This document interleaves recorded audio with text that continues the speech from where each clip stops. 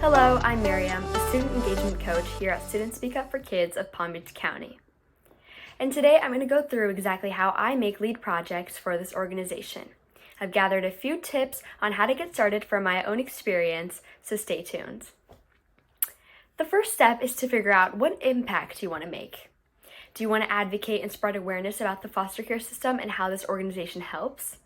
Or do you want to give or make something for the kids and teens of the system for a more personal impact? At this step, it's expected that you have a fair understanding of both what the organization does and what the foster care system is. Once you figured out the impact you want to make, you can narrow it down to ideas. So for the advocate and awareness impact, you can come up with ways to spread the word.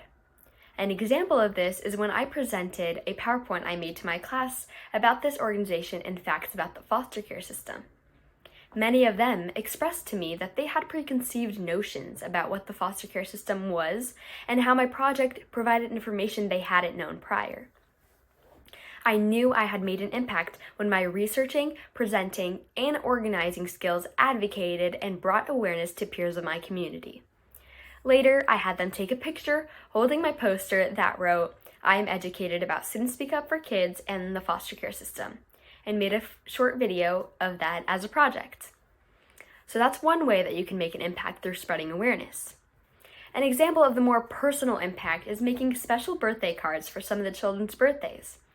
That was certainly a fun project that I did with the help of my sister, in which we incorporated a lot of creativity and colors that I believe had a special impact on the children. In addition to this, there's also an idea of making Valentine's Day projects that's coming up, where you can let your creativity shine through. If you're looking for more project ideas, be sure to visit our Get Involved as an Individual page, where it takes you step by step on how to begin a project from start to finish.